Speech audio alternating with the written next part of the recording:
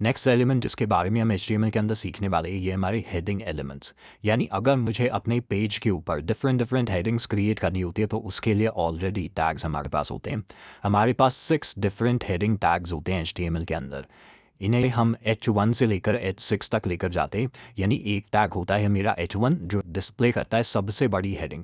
यानी इसके अंदर जो भी चीज़ आप लिखेंगे ABCD अगर मैंने लिखा तो ये सबसे लार्जेस्ट साइज़ में डिस्प्ले होगा हेडिंग की टर्म्स में। दूसरा टैग होता है मेरे पास H2, तीसरा टैग होता है H3, चौथा टैग होता है मेरे पास H4, पांचवा होता है मेरे पास H5 एंड 6 टैग मेरे पास होता है H6। एंड ये साइज़ में नीचे की तरफ डिक्रीज होते चले जाते हैं। मतलब अगर आपको सबसे छोटी हेडिंग देनी है तो वो H6 में आएगी और सबसे बड़ी हेडिंग देनी है तो वो मेरे पास H1 में आएगी। तो ये 6 different levels of section headings को रिप्रेजेंट करते हैं।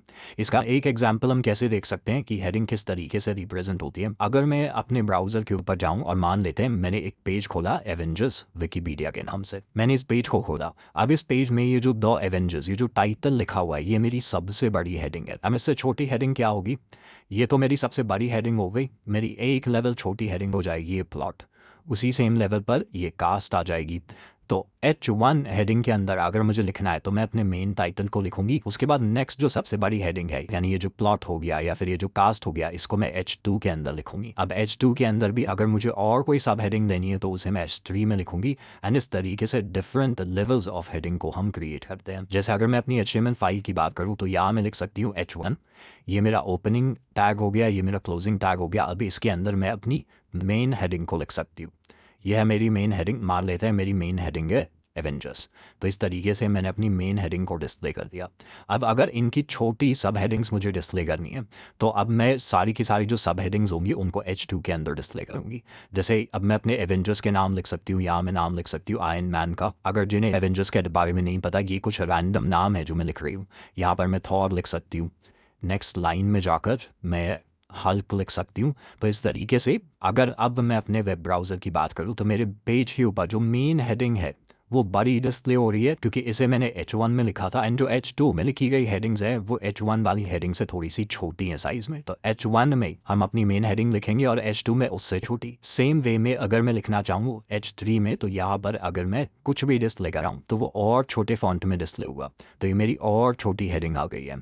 अब H1, H2, H3 ये सारी की सारी जो हेडिंग्स है इनका अपना एक डिफ़ॉल्ट साइज़ होता है। H1 वाली हेडिंग हमेशा सेम डिफ़ॉल्ट साइज़ की प्रिंट होगी।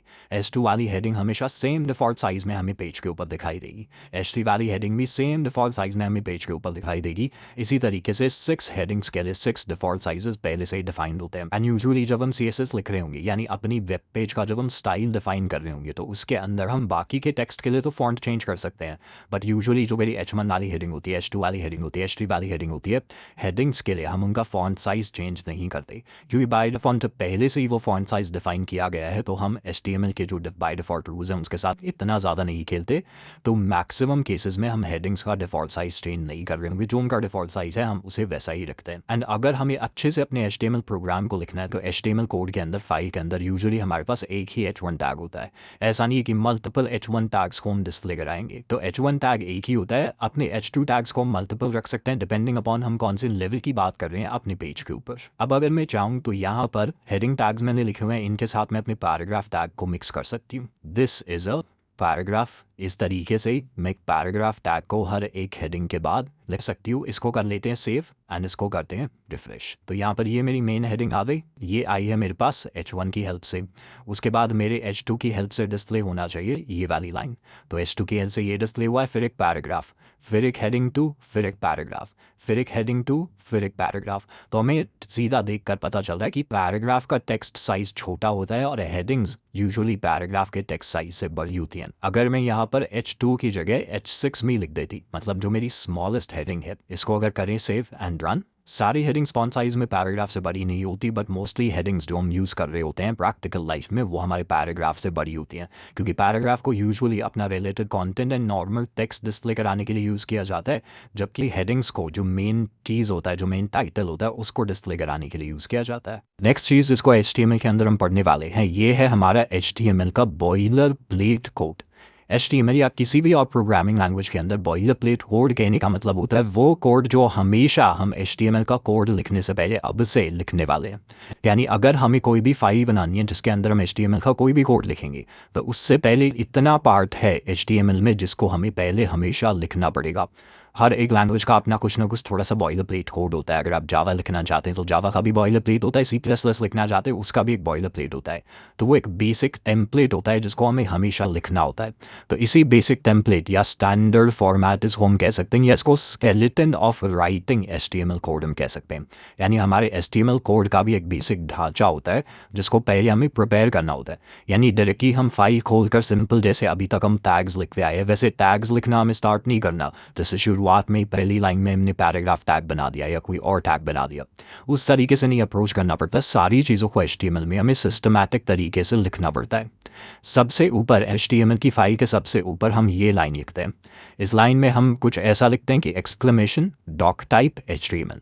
इस लाइन का बेसिक मतलब होता है कि हम HTML5 को यूज़ कर रहे हैं। यानी पूरे के पूरे डॉक्यूमेंट को ये फाइल बता देती है कि HTML का कौन सा वर्जन यूज़ हो रहा है, वर्जन 5 यूज़ हो रहा है। जैसे हमारे पास गेम्स में वर्जन होता है या हम व्हाट्सएप जैसी ऐप्स को अपडेट करते हैं वैसे HTML भी अपडेट होता है।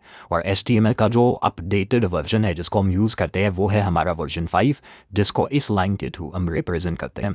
उसके बाद नेक्स्ट जिस टैग को हम लिखते हैं ये होता है मेरा HTML टैग। HTML टैग पूरे के पूरे बाकी के कोड को अपने अंदर लिखवाता है। मतलब सारी जो बाकी चीज़ें हम लिखने वाले हैं वो सारी की सारी अब HTML टैग के अंदर लिखी जाएंगी। HTML टैग को एक तरीके से हम अपना रूट टैग कह सकते हैं। अब ये रूट वर्ड आता था से रूट यानी जड़ या फिर किसी भी कोड का सबसे पहला पार्ट। तो जब भी हम HTML के कोड की बात करते हैं तो इसमें सबसे ऊपर हमने ये वाला टैग लिखा है जिसको हम HTML टैग कहेंगे। HTML टैग के अंदर हमने ये वाला टैग लिखा है जिसको हम हेड टैग कहेंगे। तो HTML के अंदर इस तरीके का एक हायरार्कियल स्ट्रक्चर बनता है। हेड टैग के अंदर मैंने ये वाला टैग लिखा है जिसको हम टाइटल टैग कहेंगे। तो इस तरीके से लेवल वाइज लेवल हम अपने टैग्स को अरेंज कर सकते हैं और इसी अरेंजमेंट को हम हायरार्कियल अरेंजमेंट कहते हैं। हायरार्कियल यानी जिसमें लेवल्स आते हैं। जैसे हमारे घर पे हमारे दादाजी होते हैं, दादाजी के नीचे पापा वाली जनरेशन आती है, पापा वाली जनरेशन के नीचे हमारी जनरेशन आती है। तो एक तरीके से क्या फॉर्म होगी, हायरार्की फॉर्म होगी जिसके अंदर आप डायग्राम बनाएंगे तो लेवल्स आते हैं। वैसे ही लेवल्स हमारी HTML टैग्स के अंदर आते हैं जो दिखाता है कौन सा टैग ऊपर आता है यानी पहले आता है या बाहर आता है और कौन सा टैग नीचे की तरफ या अंदर की तरफ आता है। तो इसी हायरार्कियल अरेंजमेंट में जो सबसे टॉप लेवल पे बैठा होता है उसे हम रूट कहते हैं। और यहाँ पर रूट कौन हो जाएगा, यहाँ पर रूट हो जाएगा हमारा HTML टैग, क्योंकि ये फर्स्ट ऐसा वैलिड टैग है जिसके साथ हम अपने HTML कोड की शुरुआत करते हैं। तो जब भी हम अपना HTML कोड लिख रहे होंगे हम पहले डॉक टाइप लिखेंगे, फिर हम HTML टैग को लिख रहे होंगे और फिर सारा का सारा कोड हमारे HTML टैग के अंदर जा रहा होगा। अब HTML टैग के अंदर जो फर्स्ट टैग हम लिखते हैं ये होता है हमारा हेड टैग। इस हेड टैग को हम लिख रहे होते हैं और हेड टैग के अंदर सारी की सारी हमारी मेटा इन्फॉर्मेशन या बाकी एक्स्ट्रा इन्फॉर्मेशन जाती है। मतलब ये जितना भी पार्ट होता है मेरा इसमें, जैसे अगर मुझे CSS को लिंक करना है HTML के साथ, यानी अगर मुझे किसी भी वेबसाइट की स्टाइलिंग बतानी है तो स्टाइलिंग को हेड टैग के अंदर बताया जाएगा। अगर मुझे जावास्क्रिप्ट को लिंक करना है HTML के साथ तो उसको भी हम हेड टैग के अंदर लिंक कर रहे होंगे। यानी जो दूसरी फाइल्स की लिंकिंग होती है या कोई भी एक्स्ट्रा इन्फॉर्मेशन होती है जो हमें ब्राउज़र के ऊपर या अपने वेब पेज के ऊपर डिस्प्ले नहीं करा बट एक्स्ट्रा इन्फॉर्मेशन होनी चाहिए, उस इन्फॉर्मेशन को हम अपने हेड टैग के अंदर लिखते हैं। तो इस हेड टैग को एक तरीके से हम कह सकते हैं कि इसके अंदर हम अपना मेटा डेटा स्टोर करते हैं। मेटा डेटा का बेसिक मतलब होता है डेटा अबाउट डेटा, यानी जितना भी हमारा HTML कोड है उसके बारे में एक्स्ट्रा इन्फॉर्मेशन जिसको हम स्टोर करना चाहते हैं, जैसे उसकी स्टाइलिंग कहाँ से आनी है, उसकी फंक्शनैलिटी कहाँ से आनी है। और इस हेड टैग के अंदर एक टैग है जिसको हम हमेशा अपने वेब पेजेस के लिए डिफाइन करते हैं, वो होता है मेरा टाइटल टैग। टाइटल कहने का मतलब है कि ये हमारे वेब पेज का टाइटल है। टाइटल इसको आप ऐसे समझ सकते हैं कि अगर हमें किसी भी वेबसाइट का नाम गूगल पर सर्च करना है, मान लेते हैं मैंने गूगल पे सर्च किया amazon.com, तो गूगल क्या करेगा, गूगल सर्च क्वेरी को इस टाइटल के बेसिस पर सर्च करेगा। इसीलिए टाइटल का जो नाम है वो बहुत ज़्यादा रिलेवेंट होना चाहिए। मतलब अगर जो भी आप अपने पेज में डिस्प्ले कराना चाहते हैं वही नाम आपको अपने टाइटल को देना है। और ये टाइटल का नाम कभी हुए डिस्प्ले नहीं होता वेबसाइट पर। मतलब अगर आपने माई फर्स्ट पेज लिख दिया तो ये टाइटल जो है ये आपके मेन वेब पेज पर वेबसाइट के ऊपर डिस्प्ले नहीं होगा, ये वेबसाइट से ऊपर की तरफ टैब के ऊपर डिस्प्ले होता है। जैसे इसका एक एग्जांपल देखते हैं। मान लेते हैं हमने वेबसाइट खोली netflix.com। अब netflix.com के ऊपर जब ऐसे इस तरीके से वेबसाइट खुलेगी तो ऊपर लिखा हुआ आ रहा है नेटफ्लिक्स का आइकन है, Netflix India, watch TV shows online, watch movies online. तो ये जो ऊपर की तरफ डिस्प्ले होकर आ रहा है ये मेरे नेटफ्लिक्स के मेन वेब पेज का टाइटल है। तो इस तरीके से टाइटल जो है हमें दिखाता है कि वेब पेज के ऊपर एक्चुअली होने क्या वाला है, इसीलिए टाइटल का नाम बड़े सोच समझकर हमें अपने प्रोजेक्ट्स या फिर वेबसाइट्स के लिए रखना होता है। नेक्स्ट जिस चीज़ की हम बात करेंगे वो है मेरा बॉडी टैग। अब हम चाहें तो HTML को दो पार्ट्स में डिवाइड कर सकते हैं, एक होता है हमारा हेड टैग, एक होता है हमारा बॉडी टैग। हेड टैग के अंदर वो सारी चीज़ें आती हैं जो वेबसाइट के ऊपर यू जनरली दिखाई नहीं देती, और इन चीज़ों में हमारा मेटा डेटा स्टोर होता है, इसे हम मेटा डेटा कर लेते हैं। एंड हमारे बॉडी टैग के ऊपर वो चीज़ें दिखाई देती हैं जो एक्चुअली हमारे वेब पेज के ऊपर हमें डिस्प्ले होकर दिखाई देती हैं।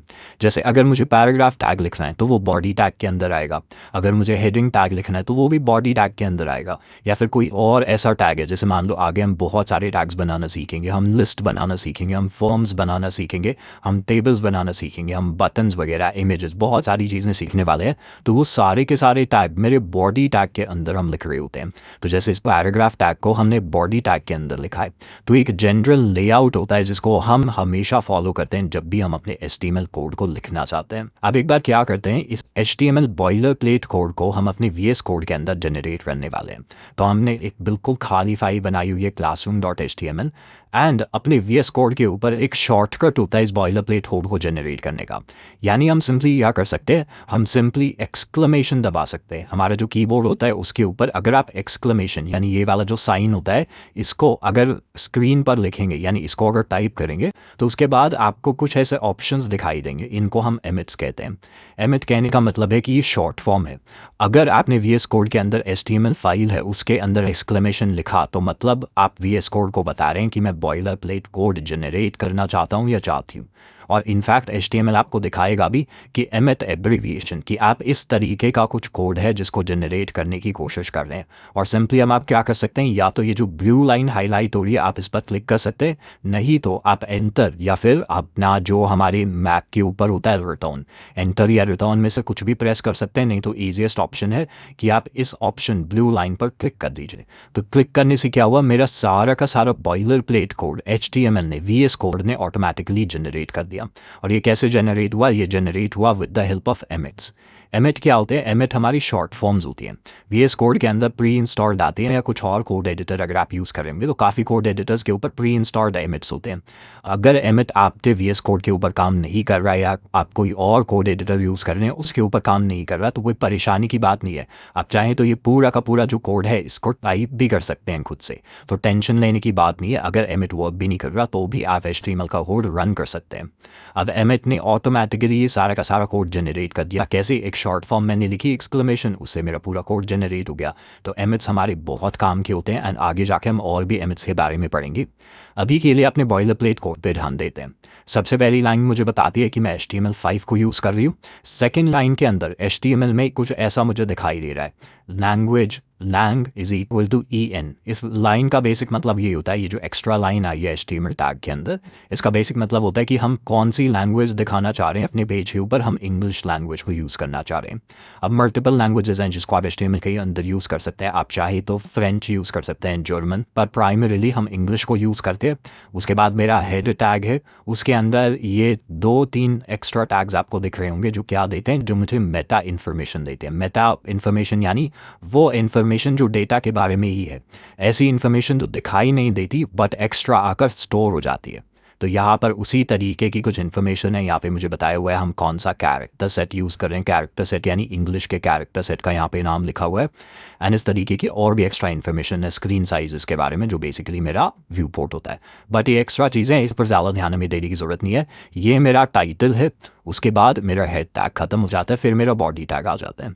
तो इस तरीके से हम अपने HTML का जो लेआउट है बेसिक उसको कर सकते हैं। एंड उसके अंदर बॉडी टैग के अंदर हम एक पैराग्राफ टैग लिख सकते हैं। Let's call it hello world. Hello world हमने लिख गया पैराग्राफ टैग के अंदर, और टाइटल में हम लिखने वाले हैं माई बॉयलर प्लेट कोड सेव। अब अगर ब्राउज़र में जाकर इसे रिफ़्रेश करें तो इस तरीके की कुछ चीज़ें अपीयर होंगी। मतलब जो हेलो वर्ल्ड मैंने पैराग्राफ टैग के अंदर लिखा था वो मेरी स्क्रीन पर, मतलब विंडो पर, वेबसाइट के ऊपर मुझे दिखाई देगा। और माई बॉयलरप्लेट कोड, ये वो लाइन है जिसको मैंने टाइटल के अंदर लिखा था, वो मुझे ब्राउज़र के ऊपर टैब पर दिखाई देती है। तो डिफरेंस होता है टाइटल और बॉडी टैग के कंटेंट के अंदर। अब जब भी हम अपना HTML कोड लिखेंगे ना, वैसे तो हम चाहें तो इसे इसी सिमिलर लेआउट के अंदर छोड़ सकते हैं, पर थोड़ी थोड़ी चीज़ें हैं जिनको हम कर सकते हैं जो हमारे कोड को और ज़्यादा रीडेबल बनाती हैं। जैसे एक चीज़ जो हम कर सकते हैं कि जैसे ही HTML टैग के अंदर कोई और टैग आ रहा है या किसी भी टैग के अंदर कोई और टैग आ रहा है तो उसको हम एक टैब की स्पेस दे देंगे। यानी यहाँ पर मैं जाऊँगी और इसको थोड़ी सी स्पेस दे दूँगी, यानी मैंने टैब प्रेस किया अपने कीबोर्ड के ऊपर एंड इन चारों को भी जाकर मैं थोड़ी सी टैब की स्पेस दे दूँगी, इसको भी टैब की स्पेस दे दी। एंड इस तरीके से क्या होगा, मेरा लेआउट बहुत सुंदर लिखेगा। सेव कर लेते हैं। तो इससे मुझे पता चल रहा है कि यहाँ पर अगर स्पेस है तो मतलब मेरा हेड टैग में HTML टैग के अंदर आता है। मेटा और हेड के बीच में स्पेस है तो मतलब मेरा मेटा वाला टैग मेरे हेड टैग के अंदर आ रहा है। एंड इसी तरीके से पैराग्राफ और बॉडी टैग में स्पेस है तो पैराग्राफ टैग बॉडी टैग के अंदर आ रहा है। तो ये जो एक्स्ट्रा स्पेस हम सामने की तरफ देते हैं इसको कहते हैं इंडेंटेशन। मैं आपको लिख के भी बता देती हूँ, काफ़ी इंटरेस्टिंग वर्ड है। इसको कहते हैं हम इंडेंटेशन। इंडेंटेशन का बेसिक मतलब होता है प्रॉपर स्पेसिंग। और इंडेंटेशन एक अच्छे प्रोग्रामर की, एक एक्सपीरियंस प्रोफेशनल प्रोग्रामर की निशानी होती है कि वो अच्छी तरीके से स्पेस देते हैं अपने कोड के अंदर और कोड काफ़ी ज़्यादा रीडेबल बनता है। तो जैसे जैसे मैं अगर स्पेसिंग दूँ आने वाले चैप्टर्स के अंदर हमें वैसे वैसे फॉलो करता है और उसी तरीके की हमारी अच्छी आदत बिल्ड होती चली जाएगी। एंड इनफैक्ट इंडेंटेशन सिर्फ HTML कोड के अंदर नहीं, चाहे हम जावास्क्रिप्ट पढ़े, चाहे हम CSS पढ़े, चाहे हम कोई और लैंग्वेज पढ़ रहे हो, सबके अंदर इंपॉर्टेंट होती है। अब HTML के अंदर अगर आपने इंडेंटेशन नहीं दी तो उससे क्या होगा, उससे HTML पर कोई फ़र्क नहीं पड़ेगा, कोड हमारा वैसे ही वैसे रन करेगा। पर पाइथन जैसी लैंग्वेज, पाइथन एक लैंग्वेज होती है, उसके अंदर अगर इंडेंटेशन आपने ख़राब दे दी तो आपका कोड ही वर्क नहीं करता। तो वहाँ पर इंडेंटेशन बहुत ज़्यादा इंपॉर्टेंट होती है। यहाँ पर कोड को रन कराने के मामले में बिल्कुल भी इंपॉर्टेंट नहीं होती, बट हाँ एक एक्सपीरियंस्ड और प्रोफेशनल प्रोग्रामर की निशानी होती है, तो उसको हमें फॉलो करते हुए चलना है। अब सबसे पहले सॉल्व करने वाले हैं हम अपना प्रैक्टिस क्वेश्चन 1। प्रैक्टिस क्वेश्चन 1 हमें कह रहा है कि जो भी इमेज हमें दी हुई है यहाँ पर, इसे हमें रिक्रिएट करना है यूजिंग आर HTML टैग्स। तो अगर इस इमेज को ध्यान से देखें तो हम यहाँ पर पता लगा सकते हैं कि कौन सी चीज़ कैसी चल रही है। अगर मैं सबसे टॉप की बात करूँ, यानी इस एवेंजर्स की बात करूँ, तो मुझे थोड़ा बहुत आइडिया लग रहा है कि ये मेरी जो है हेडिंग होने वाली है। ऑब्वियसली हमने अभी तक 3 ही टैग्स को देखा है, एक हेडिंग वाले टैग्स को देखा है, एक हमने पैराग्राफ टैग को देखा है, एक हमने बोल्ड टैग को देखा है। तो इन्हीं तीनों टैग्स के जो कॉम्बिनेशन है उससे हम अपने क्वेश्चन को सॉल्व करने वाले हैं। तो जो मेरी टॉप लेवल हेडिंग है ये मेरी H1 लग रही है। इससे जो नीचे लेवल की हेडिंग्स हैं, यूजुअली H1 के बाद H2 होता है, तो इसको भी हम H2 रख रहे होंगे, इसको भी हम H2 रख रहे होंगे एंड इसको भी हम H2 रख रहे होंगे। एंड इसके अंदर ये वाला जो टेक्स्ट है इसे हम रखने वाले हैं एज माई पैराग्राफ। तो ये मेरा एक पैराग्राफ टेक्स्ट होगा जिसके अंदर ये टोनी स्टार्क, अगर बोल्ड में दिखाई दे रहा है ये वर्ड, तो पैराग्राफ के अंदर हम बोल्ड टेक्स्ट को यूज़ करेंगे चीज़ों को बोल्ड दिखाने के लिए। सेम चीज़ यहाँ पर, ये लाइन एक नॉर्मल पैराग्राफ है जिसके अंदर 2 वर्ड्स बोल्ड हैं, तो हम बोल्ड टैग का भी यूज़ करेंगे। तो यहाँ पर क्या यूज़ हो रहा है, यहाँ पर हमारे नेस्टेड टैग्स को हम यूज़ कर रहे होंगे। यहाँ पर भी अपने नेस्टेड टैग्स को, यानी टैग के अंदर जब दूसरा टैग आ जाता है उसको हम नेस्टिंग कह देते हैं। ये भी मेरा पैराग्राफ एंड बोल्ड टैग का कॉम्बिनेशन है। तो इस तरीके से मैंने पहचान लिया कि कौन कौन सी इन्फॉर्मेशन को कौन कौन से टैग की हेल्प से मुझे डिस्प्ले कराना है। अगर मैं HTML में ना लिखकर नॉर्मली यहाँ पर पेन पेंसिल से लिखना चाहूँ तो मैं क्या लिख सकती हूँ, मैं लिख सकती हूँ, मेरा कोड कुछ ऐसे में होने वाला है। सबसे पहले तो मैं H1 टैग लिखूँगी, उसके बाद मैं लिखूँगी अपने एवेंजर्स को, यहाँ पर मेरा H1 टैग क्लोज हो जाएगा। उसके बाद मैं क्या लिखूँगी, अपना H2 टैग लिखूँगी। H2 टैग के अंदर मैं आयरन मैन लिखने वाली हूँ, यहाँ पर मेरा H2 टैग क्लोज हो जाएगा। थर्ड में मैं लिखने वाली हूँ एक पैराग्राफ टैग, पैराग्राफ टैग के अंदर लिखूँगी also goes by the name. मतलब ये सारी जो इन्फॉर्मेशन है also goes by the name, ये सारी की सारी मैंने यहाँ पर लिखी अपने पैराग्राफ टैग के अंदर। एंड ये टोनी स्टार्क क्योंकि बोल्ड में है तो इसके लिए एक और टैग मैं लिखूँगी, इसे मैं येलो से हाईलाइट कर देती हूँ। यहाँ पर मैं लिखूँगी बी एंड यहाँ पर लिखने वाली हूँ टोनी स्टार्क, और ये मेरा क्लोज हो जाएगा बोल्ड टैग। एंड यहाँ पर क्लोज हो जाएगा मेरे पास मेरा पैराग्राफ टैग। तो इस तरीके से इन 3 लाइंस को डिस्प्ले कराने के लिए मैं ये 3 लाइनें लिख सकती हूँ। सिमिलरली इन दोनों लाइंस को डिस्प्ले कराने के लिए मैं दोबारा से H2 tag and paragraph tag को यूज़ करूँगी जिसके अंदर बोल्ड टैग की नेस्टिंग होगी। तो इस तरीके से मैं अपनी सारी इन्फॉर्मेशन को डिस्प्ले करा सकती हूँ। इसको अब हम लिखने वाले हैं अपनी HTML फाइल के अंदर। सबसे पहले मैं लिखने वाली हूँ अपना H1 टैग हेडिंग 1 जिसके अंदर मैं लिखूँगी एवेंजर्स। उसके बाद नेक्स्ट लाइन के अंदर आएगी मेरी हेडिंग 2 टैग, जिसके अंदर मैंने लिखा है iron man with a space. Next line में मैं अपना पैराग्राफ टैग लिखूंगी, यहाँ पर लिखने वाली हो also goes by the name. यहाँ पर मेरा बोल्ड टैग आ जाएगा जिसके अंदर लिखूंगी टोनी स्टार्क। इसके बाद दोबारा से नेक्स्ट लाइन के ऊपर H2 टैग आ जाएगा जिसके अंदर लिखा होगा captain America. And next line के ऊपर दोबारा से पैराग्राफ टैग के अंदर also goes by the name. दोबारा से मेरा बोल्ड टैग आ जाएगा स्टीव रॉजर्स। नेक्स्ट लाइन के अंदर दोबारा से H2 टैग के अंदर मैं लिखने वाली हूँ हल्क। नेक्स्ट लाइन के अंदर पैराग्राफ टैग यहाँ पर आएगा also goes by the name. यहाँ पर मेरा बोल्ड टैग के अंदर रूस बैनर। तो इसको मैं कर लेती हूँ सेव। ये पूरा का पूरा कोड मैंने कर दिया है सेव। एंड अब करेंगे इसको रिफ्रेश करते ही मेरी सेम जो helloworld.html फाइल है उसने ये वेब पेज क्रिएट कर दिया जिसकी हमें इमेज दी हुई थी। पूरे की पूरी सारी की सारी चीज़ें सेम लेवल पर सेम तरीके से डिस्प्ले हुई है। अब अगर मैं चाहूँ तो इस पेज को इंस्पेक्ट भी कर सकती हूँ। इंस्पेक्ट करके क्या होगा, ये जो पूरा का पूरा कोड मैंने यहाँ इस कोड में लिखा हुआ है ये मुझे मेरी ब्राउज़र के अंदर भी दिख रहा है। मतलब पैराग्राफ टैग के अंदर मैंने इस तरीके से कुछ लिखा था, फिर बोल्ड टैग के अंदर टोनी स्टार्क लिखा था, फिर अगले हेडिंग H2 लिखी थी, फिर पैराग्राफ टैग के अंदर दोबारा से इस तरीके से इन्फॉर्मेशन लिखी थी, फिर मैंने स्टीव रॉजर्स लिखा था बोल्ड टैग के अंदर। तो ये सारी चीज़ें मुझे मेरे एलिमेंट्स के अंदर इंस्पेक्ट करने के बाद भी दिखाई देती है। अब एक और स्पेशल चीज़ है मेरे इंस्पेक्ट फीचर के अंदर। अगर मैं यहाँ पर चाहूँ तो एवेंजर्स को चेंज करके, इस टाइटल को चेंज करके मैं यहाँ पर अगर लिख दूँ शक्तिमान, तो इसको मैं जैसे ही एंटर करूँगी क्या होगा, मेरे H1 टैग में चेंजेस आ जाएंगे। ये चेंजेस मेरे VS कोड के अंदर नहीं आएंगे। VS कोड के अंदर HTML फाइल में जो मैंने लिखा है वो वैसे का वैसा लिखा रहेगा। बट चेंज कहाँ आया, चेंज आया सिर्फ ब्राउज़र के अंदर। मतलब यहाँ पर जो चीज़ मैंने चेंज कर दी वो वैसे ही मुझे वेब पेज के अंदर चेंज होकर दिखाई देने लगती है। पर ये चेंजेस परमानेंट नहीं होते, ये चेंजेस टेम्पररी होते हैं जो सिर्फ आपके ही कंप्यूटर में आपको चेंज होकर दिखता है। जैसे अगर मैं यहाँ एवेंजर्स वाला मेरा विकीपीडिया पेज है, विकीपीडिया पेज को भी जाकर मैं इंस्पेक्ट कर सकती हूँ। जैसे ही मैंने इंस्पेक्ट किया यहाँ पर मैं ढूंढ सकती हूँ ये एवेंजर्स वाली हेडिंग कहाँ लिखी हुई है। ये एवेंजर्स वाली हेडिंग लिखी हुई है यहाँ पर मुझे दिख रहा है। ये भी मेरा एक H1 टैग है जिसके अंदर काफ़ी सारी और इन्फॉर्मेशन है, बट यहाँ दी एवेंजर्स लिखा हुआ है। अब इस दी एवेंजर्स को चेंज करके मैं यहाँ पर लिख सकती हूँ अपना नाम। मैंने यहाँ पर लिख दिया श्रद्धा खापड़ा। जैसे ही मैंने इसको एंटर किया क्या हुआ, अब विकीपीडिया का जो पेज है उसका नाम चेंज होकर अब मेरा नाम हो गया। यहीं पर चाहती तो मैं इसको चेंज करके लिख सकती थी अपना कॉलेज, तो ये चेंज होकर हो गया। इसी पेज को चेंज करके मैं यहाँ पर चाहती तो शक्तिमान में लिख सकती थी, तो पूरे के पूरे विकीपीडिया पेज का जो इन्फॉर्मेशन है वो चेंज हो गए। तो कभी कभी यूजुअली लोग सोशल मीडिया के ऊपर इस तरीके की वीडियोस डालते हैं कि उन्होंने पूरे वेब पेज को चेंज कर दिया है, विकीपीडिया पर कुछ भी इन्फॉर्मेशन डिस्प्ले हो रही है। तो वैसी चीज़ों के ऊपर जाना नहीं है। ज़रूरी नहीं है कि वो जो इन्फॉर्मेशन आपको डिस्प्ले करके दिख रही है किसी भी वीडियो के अंदर एक वेबसाइट के ऊपर, वो एक्चुअल इंटरनेट के ऊपर पोस्टेड हो। क्योंकि ये जो शक्तिमान चेंज हुआ है, अगर आप अपने विकीपीडिया से एवेंजर्स वाला ये वाला लिंक खोलेंगे तो आपको एवेंजर्स ही दिखाई देगा। ये जो छोटा सा चेंज हुआ है ये सिर्फ मेरे ब्राउज़र के अंदर और सिर्फ मेरे सिस्टम के अंदर चेंज हुआ है, और ये एक टेम्पररी चेंज है। अगर मैं अपने जो पेज है इसे रिफ़्रेश करूँगी तो दोबारा से ओरिजिनल जो इन्फॉर्मेशन है जो इंटरनेट के ऊपर पोस्टेड है वो दिखने लग जाएगी। तो इस तरीके से इंस्पेक्ट फीचर की हेल्प से हमने एक नॉर्मल वेब पेज क्रिएट किया है, और मुझे इसके अंदर कुछ चेंजेस करके देखने हैं।